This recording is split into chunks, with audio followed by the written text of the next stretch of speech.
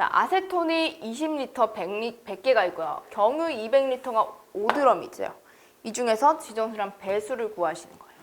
지정수량 배수 구하는 게 사료연물이 어차피 상당히 많아요. 그래서 지정수량을 암기를 하는 겁니다. 어떤 세세한 내용보다는 그 전체적인 틀, 등급, 지정수량, 화학식 이런 것들 외우는 게 거의 사료위험물에서 여러분이 해줘야 될 그런 일입니다. 자, 그럼 아세톤이 20리터 있다라고 했고 100개네요. 일단 아세톤의 지정수량부터 알아야 돼요. 자, 아세톤은 몇 리터라고 외우고 있나요, 여러분? 아세톤. 아세톤은 400리터라고 외우고 있나요? 그죠? 1석유류 수용성이라서 400리터입니다. 아직 못 외우신 분들 뭐 앞에 이렇게 넘기면서 왔다 갔다 하면서 보세요, 지금은. 자, 400리터가 지금 20리터 100개만큼 저장을 하고 있대요. 이렇게 나눠주시면 하면 돼요. 간단하죠, 그죠? 자, 그리고 나서 만약에 또 다른 물질이 있다면 합산해 줄 거기 때문에 더해 주시면 됩니다. 자, 경유 200리터가 5드럼. 자, 그럼 경유가 지정수량이 몇 리터였죠? 방금 했던 거. 자, 우리가 크리스마스에 뭐가 들어간다 그랬어요? 등에 경락바 들어간다 그랬잖아요. 등유, 경유. 얼마짜리? 1,000원짜리, 1,000리터. 자, 그래서 경유는 1,000리터, 그리고 200리터인데 5드럼 저장하고 있다. 이렇게 해서 그냥 계산하시면 됩니다. 간단해요. 거의 산수 문제죠. 그래서 6이라고 지정수량 배수 6배라고 이제 나올 거예요. 이 지정수량 배수는요, 경우에 따라 소수도 나올 수도 있고요. 꼭 정수로만 나와야 한다라는 법칙은 없습니다. 소수로 나올 때도 있어요. 그거 참고적으로만 봐주시면 되겠고요. 요게 제2석유에 대한 설명으로 맞는 것을 한번 골라보겠습니다. 이게 원래 대부분 1석유에 대한 그런 문제였는데 변형이 되면서 2석유를 이제 묻고 있는 거예요. 자, 1번에 등유, 경유. 방금 했던 거예요. 그죠? 등경란 들어간다 했더니 등유, 경유 바로 나오잖아요. 그죠? 자, 그 다음에 2번 중유, 경유. 자, 우리가 지금 방금 봤던 거에 중유가 있었나요, 여러분? 중유는 없었어요. 그죠? 그리고 이게 중자가 이 무게중을 써가지고 무거울 중을 써가지고 제3석유류를 분류를 하는 겁니다. 절대 2석유류가 아니에요. 자, 그 다음에 3번. 1기압에서 인화점이 섭씨 200도씨 이상, 섭씨 250도씨 미만. 자, 여러분이 제2석유류의 인화점 범위 해가지고 뭔가 반사적으로 튀어나오지 않는다고 하면요, 이 특수인화물부터 쭉 나열을 한번 해보는 거예요. 어차피 반사적으로 나오지 않아도 쭉 나열을 했을 때 몇 도씨겠구나 이렇게 범위만 알면 되니까요. 그죠? 자, 마이너스 21, 그냥 21 있었고요. 21도씨 이상에서 70도씨 미만까지 갔어요. 그죠? 70도씨 이상에서 어디까지 갔죠? 200도씨 미만까지 갔고요. 200도씨 이상에서 어디까지 가죠?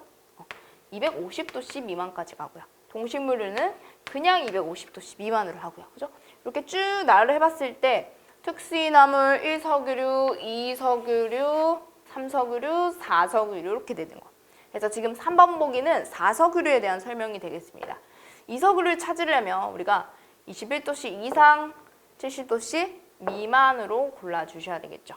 근데 지금 그런 내용은 담겨있지 않네요. 3, 4번에도. 그죠? 자, 그러면 5번은 어때요? 도료류 그 밖의 물품에 있어서 가연성 액체량이 40 중량 % 이하이면서 인화점이 섭씨 40도 이상인 동시에 연소점이 섭씨 60도 이상인 것은 제외한다. 자, 요 내용 아까 전에 우리 본 적이 있어요. 그죠? 그래서 요거 관련해가지고 2석유류라고 분류를 할 수 있겠습니다.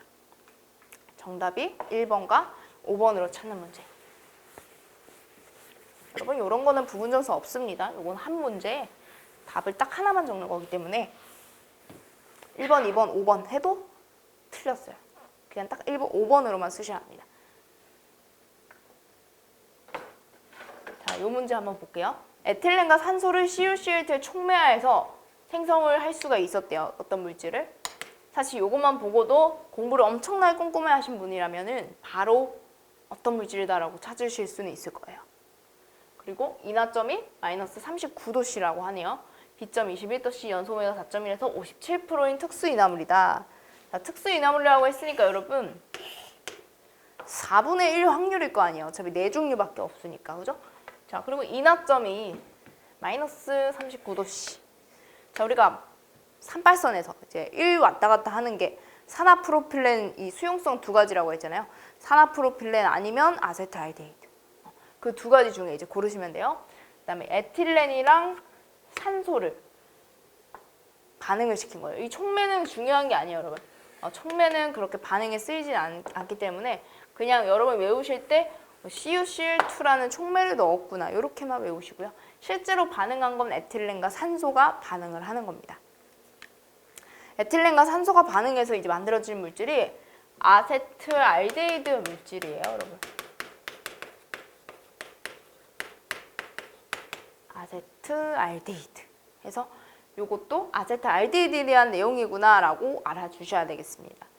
자, 그러면 1번에 시성식, 2번에 증기 비중, 3번에 산화시 생성되는 사료위험물을 쓰시오.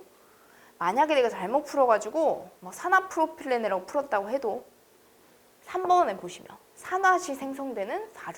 산화프로필렌이 산화돼서 나오는 물질. 이거는 우리가 배우지 않고요. 우리 이 산업기사 범위에는 없어요. 들어가지 않습니다. 그렇기 때문에 내가 잘못 풀었다 해도 다시 생각을 해보셔야 돼요. 이건 산화프로필렌이 아니야. 아세트알데히드다 라고 또 수정을 할 수 있어야 되겠죠. 자, 그러면 일단 아세트알데히드 찾았고요. 시성식 써보고 증기비중 계산해보고 그다음에 실제로 산화시 생성되는 세 사료위험물 요것도 하나 써보겠습니다. 시성식 하면 여러분이 알고 있는 그 화학식을 적으시면 돼요. 그죠? 아세트알데히드 CH3CH5라고 썼습니다. 자, 그럼 증기 비중을 한번 계산해 봅시다. 분자랑 계산하고 뭘로 나눈다? 뭘로 나눠야 돼요? 분모 뭘로 나눠야 돼요? 증기 비중은 29로 나눈다. 이거 기억하셔야 됩니다. 자, 원자량이 C는 얼마예요? C. 탄소니까 12가 되고요. 그 다음에 수소는 1이 3개가 있고 탄소 얼마? 다시 12. 그 다음에 수소 1, 산소 16. 다 더했더니 44가 나옵니다. 44를 29로 나눴더니 1.52가 나오네요. 29는 공기의 평균 분자량을 얘기를 하고요. 단위가 없어야 돼요. 그죠? 증기 밀도가 아니기 때문에 단위가 없습니다. 자, 그 다음에 산화시 생성되는 제4류염물. 자, 아세트알데히드가 이렇게 만들어지면요. 알데히드에서 산화가 되면 산이 만들어져요. 산. 카복시산이라고 하는 O, 산소 하나가 여기에 추가된다라고 보시면 돼요. 그래서 다시 똑바로 적으면 아세트산, CH3COH가 만들어집니다.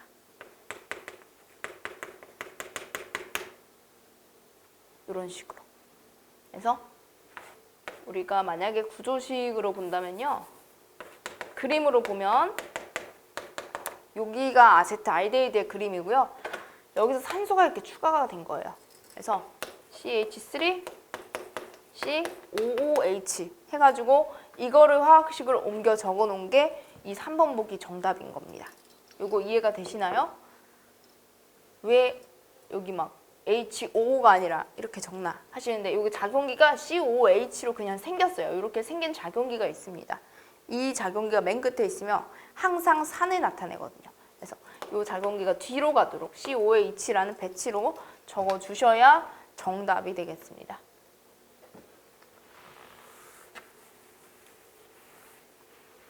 자, 그리고 지금은 산화되는 것끼리 이렇게 한번 분류를 해봤는데요. 이게 만약에 거꾸로 간다라고 한번 해보죠. 이게 환원이 된다. 산화의 반대가 환원이라는 반응이거든요. 거꾸로 간다. 아세트알데히드가 다시 환원이 된다. 그럴 경우는 어떤 물질이 됐었나요? 일단은 탄소 개수가 2개로 항상 고정이 되어야 돼요.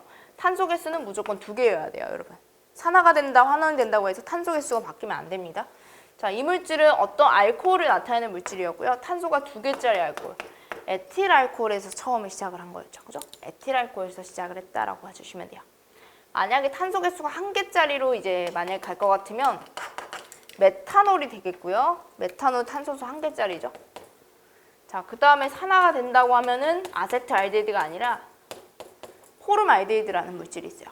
세집중후군 이런 것들 다 들어보셨죠? 그 다음에 이제 포름산이라고 있습니다. 그래서 이런 식으로 산화 반응이 일어나게 돼요. 이거는 나온 적은 없지만 참고적으로. 그 메커니즘이 똑같다라는 소리예요. 그죠? 아세트알데히드, 포름알데히드. 어쨌든 CHO가 포함되어 있고요. 아세트산, 포름산, 어쨌든 COOH가 포함이 되어 있습니다. 자, 여기 문제 다음 거 넘어갈게요. 크실렌 이성질체 세 가지가 있는데 이 명칭을 쓰고 구조식을 쓰시오라고 했어요. 자, 우리가 크실렌이라고도 하고 자엘렌이라고 하고, 그죠? 자, 그럼 세 가지를 다 쓰고 구조식까지 그려보시면 됩니다. 아까 전에 봤듯이 CH3가 원래 한 개만 붙어 있으면 우리 톨루엔이라고 얘기를 해요. 근데 여기서 하나만 더 추가했을 때 올소 크실렌이라고 얘기를 합니다. 제가 아까 적은 것처럼 한글로 적으셔도 되고 막대 표시를 해도 상관이 없습니다. 오크실렌 이렇게 표기를 해도 괜찮습니다. 자, 그 다음에 CH3가 한 칸 밑으로 내려와요. 그래서 여기를 메타크실렌이라고 하겠습니다. M-크실렌 이렇게 표기를 해도 괜찮고요. 자, 그 다음에 또 수직으로 내려옵니다. 작용기가 완전히 수직으로 내려와요. 그러면은 파라크실렌, P-크실렌 이렇게 표기를 해도 괜찮겠습니다. 그래서 구조식까지 이렇게 세 가지 살펴봤고요. 이 셋은 서로 이성질체 관계다. 그거까지 정리해 주시면 되겠네요. 자, 그럼 이번 시간까지는 이렇게 제 2서기류를 분류를 해봤네요. 그죠? 다음 시간부터는 제 3서기류 들어가도록 하겠습니다. 수고하셨습니다.